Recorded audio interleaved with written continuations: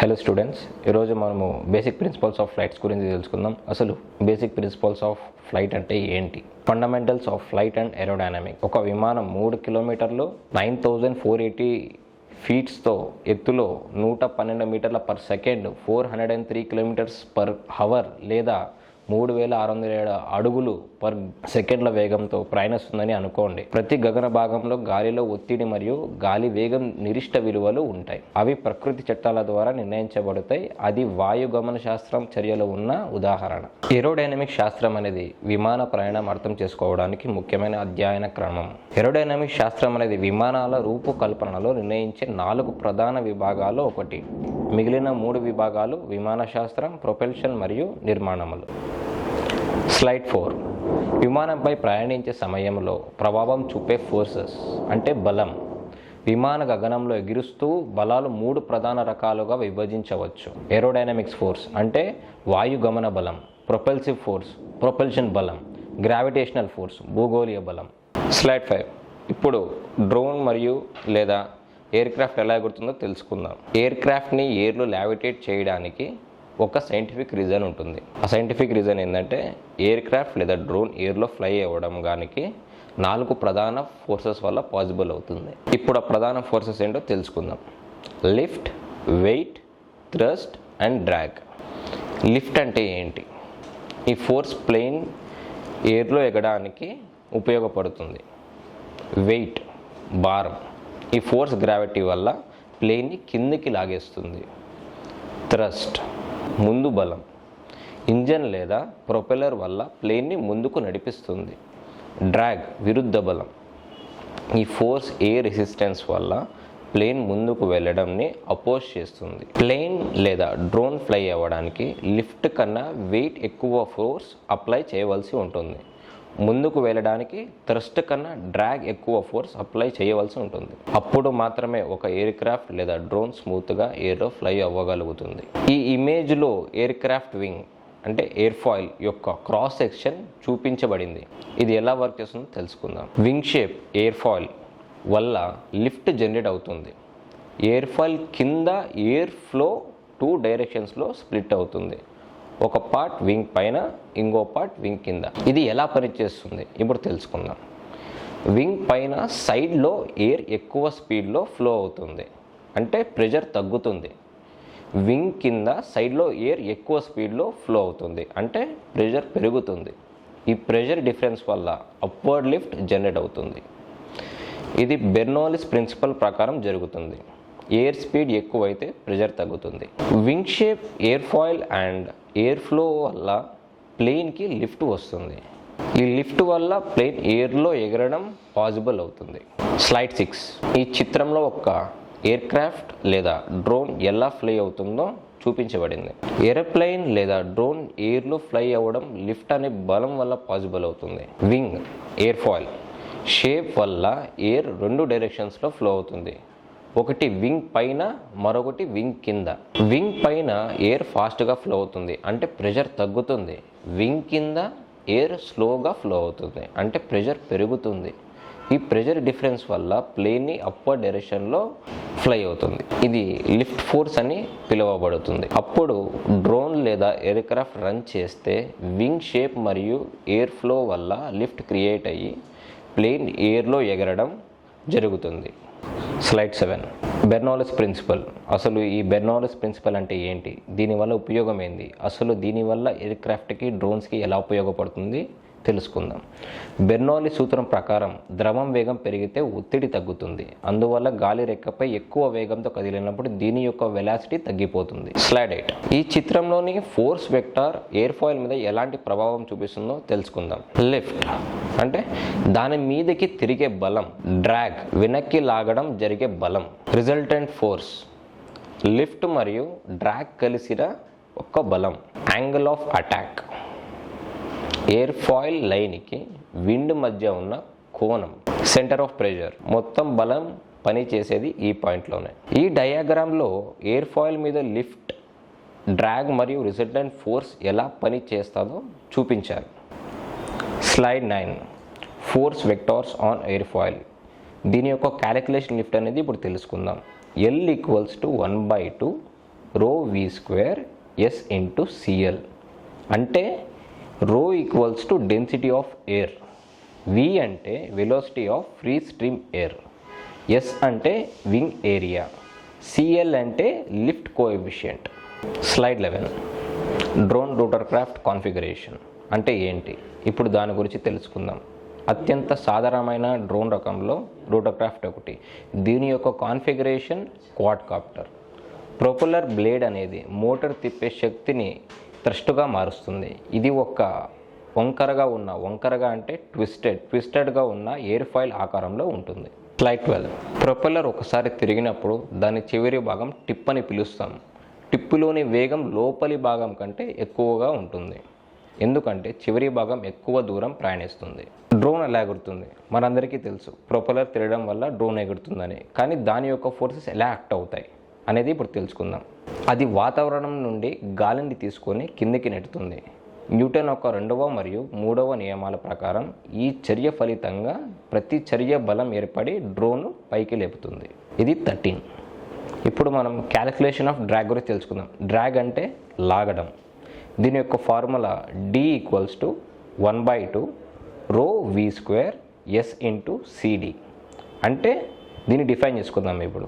రో density of air, V velocity of free stream air, S wing area, CD drag coefficient. Slide 14. ఈ చిత్రంలోని యొక్క types of stability in aircraft చూపించబడుతుంది.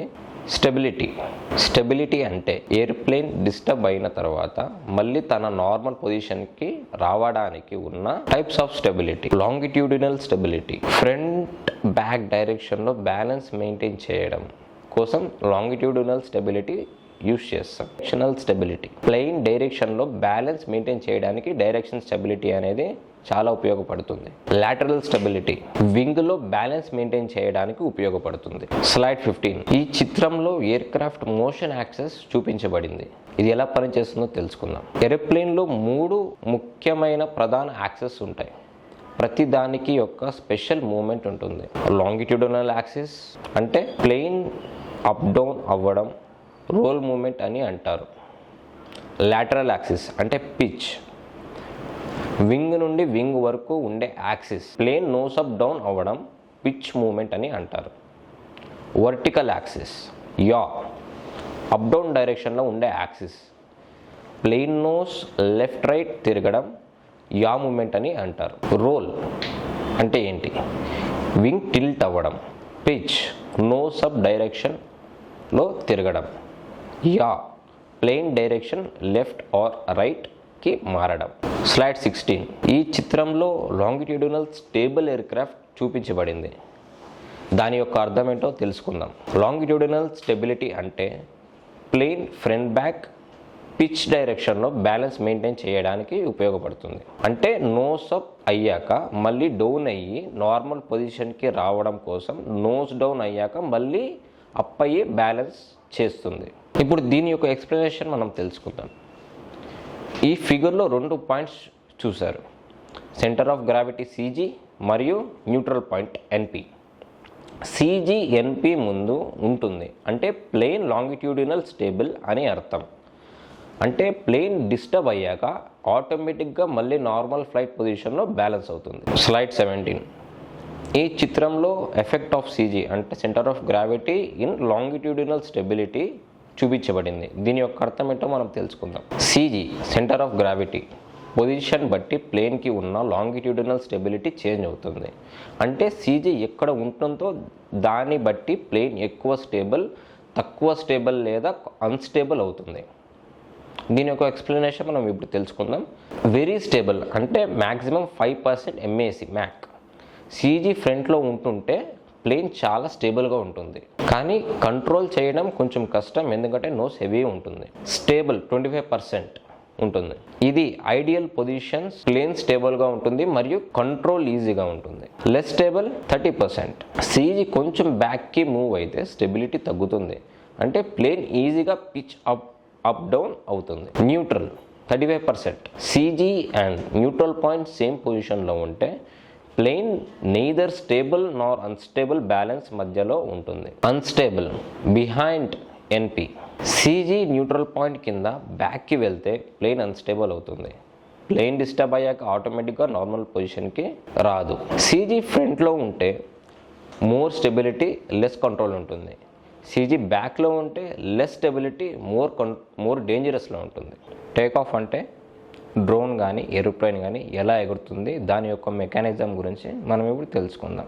విమానము లేదా drone తగినంత లిఫ్ట్ను ఉత్పత్తి చేసి నేల నుంచి పైకి ఎగిరే స్థితిని విమాన మోడ్ అంటారు, అంటే మోడ్ ఆఫ్ ఫ్లైట్.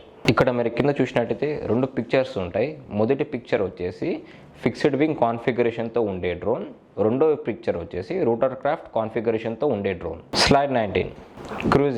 క్రూజింగ్ అంటే ఏంటి, దానివల్ల లాభాలు మనం తెలుసుకుందాం. విమానం ఎగిరిన తర్వాత ఒక స్థాయిలో స్థిరంగా ప్రయాణం చేసే దశను క్రూజ్ అంటారు. ఇది విమానం ఎక్కిన తర్వాత స్థిర స్థాయికి చేరుకున్నప్పుడు ప్రారంభం అవుతుంది మరియు ల్యాండింగ్ కోసం దిగడం ప్రారంభించే వరకు కొనసాగుతుంది. స్లైడ్ 20. హోవరింగ్ అంటే ఏంటి, దానివల్ల ఉపయోగాలు ఏంటో తెలుసుకుందాం. హోవర్ ఫ్లైట్ సమయంలో రోటర్ క్రాఫ్ట్ డ్రోన్ భూమి మీద ఒక నిర్దిష్ట బిందువుకు కొద్దిగా పైగా స్థిర స్థాయిలో ఉంటుంది. హోవర్ చేయడానికి అన్ని రూటర్ల పైకి ఉత్పత్తి చేసే మొత్తం థ్రస్ట్ డ్రోన్ బరువుతో బ్యాలెన్స్ కావాలి. స్లైడ్ 21. ల్యాండింగ్. ఇప్పుడు డ్రోన్ కానీ ఏరోప్లేన్ కానీ ఎలా ల్యాండ్ అవుతుందో తెలుసుకుందాం. విమానము లేదా డ్రోన్ నేలపై దిగే దశను విమాన మోడ్ అంటారు, మోడ్ ఆఫ్ ఫ్లైట్ లేదా ల్యాండింగ్ దశ అంటారు. Slide 22. Landing pad. Rotor craft configuration ఉన్న డ్రోన్కు ఒక ల్యాండింగ్ ప్యాడ్ అవసరం కావచ్చు. ఇది డ్రోన్ సురక్షితంగా దిగేందుకు మృదువైన మరియు దృఢమైన ప్లేస్ని అందిస్తుంది. స్లైడ్ 23. మాన్యూవరింగ్ అంటే ఏంటి, దీనివల్ల ఉపయోగాలు తెలుసుకుందాం. ఇందులో టర్నింగ్ అనే దాని గురించి మొదటి మనం తెలుసుకుందాం. టర్నింగ్లో లిఫ్ట్ అండ్ వెయిట్ కలిసి ఒక ఫలిత బలం అంటే ఫోర్స్ను ఉత్పత్తి చేస్తుంది. ఎఫ్ఆర్ అంటే సెంట్రిపిటల్ ఫోర్స్ని సెంట్రిఫ్యూగల్ ఫోర్స్ బ్యాలెన్స్ చేస్తుంది. ఈ సెంట్రిఫ్యూగల్ ఫోర్స్ ఎయిర్ క్రాఫ్ట్ మీద యాక్ట్ అయ్యి ఏరోప్లేన్ని రేడియస్ ఆఫ్ కర్వేచర్ R ఉన్న సర్క్యులర్ పాత్లో తిరగడం జరుగుతుంది. ది టర్న్ రేడియస్ Rతో పాటు ది టర్న్ రేట్ dθ/dt కూడా అంచనా వేయవచ్చు. డ్రోన్లో రూటర్ కాన్ఫిగరేషన్ ఉంటుంది. ప్రతి రూటర్కి ప్రొపెల్లర్ ఉంటుంది. ఈ ప్రొపెల్లర్ రొటేషన్ వల్ల టార్క్ మరియు యాంగులర్ మొమెంటం క్రియేట్ అవుతాయి. ఈ మొమెంటంలో మార్పుల వల్ల డ్రోన్ ఫార్వర్డ్, బ్యాక్వర్డ్ లేదా సైడ్ వేస్ డైరెక్షన్లో మూవ్ అవుతుంది. అంటే టార్క్లో జరిగే చేంజ్ వల్ల డ్రోన్ ముందుకు, వెనక్కి లేదా పక్కకి నడుస్తుంది. ఈ డయాగ్రామ్లో మనం హెక్సా డ్రోన్ని చూస్తున్నాం. హెక్సా అంటే 6 రూటర్స్ ఉన్న డ్రోన్ అని అర్థం. అందుకే మనకి ఇక్కడ 6 మోటార్స్ కనిపిస్తున్నాయి. CW అంటే క్లాక్ వైజ్ డైరెక్షన్లో రొటేట్ అయ్యే మోటార్స్. CCW అంటే కౌంటర్ క్లాక్ వైజ్ డైరెక్షన్లో రొటేట్ అయ్యే మోటార్స్. ఇక్కడ మోటార్స్ని ఆల్టర్నేట్గా క్లాక్ వైజ్ మరియు కౌంటర్ క్లాక్ వైజ్గా అరేంజ్ చేశారు. ఇది డ్రోన్ స్టేబుల్గా మెయింటైన్ చేయడానికి హెల్ప్ చేస్తుంది. ఇప్పుడు ఇది ఎలా పనిచేస్తుందో తెలుసుకుందాం. CW మరియు CCW మోటార్స్ బ్యాలెన్స్డ్గా రొటేట్ అయితే drone straight up or down move అవుతుంది. ఒకవేళ కొన్ని మోటార్స్ స్పీడ్ పెంచితే డ్రోన్ ఫార్వర్డ్, బ్యాక్వర్డ్ లేదా సైడ్ డైరెక్షన్స్లో మూవ్ అవుతుంది. ఈ కాంబినేషన్ వల్ల డ్రోన్ స్మూత్గా టర్న్ అవ్వచ్చు, స్టేబుల్గా ఫ్లైట్ మెయింటైన్ చేయవచ్చు. సో హెక్సా కాన్ఫిగరేషన్లో 6 రోటర్స్ కలిసి డ్రోన్కి better stability, more lifting power, more redundancy ఇస్తాయి. రిడెండెన్సీ అంటే ఒక్క మోటార్ ఫెయిల్ అయినా డ్రోన్ బ్యాలెన్స్ మెయింటైన్ చేయడం కష్టం.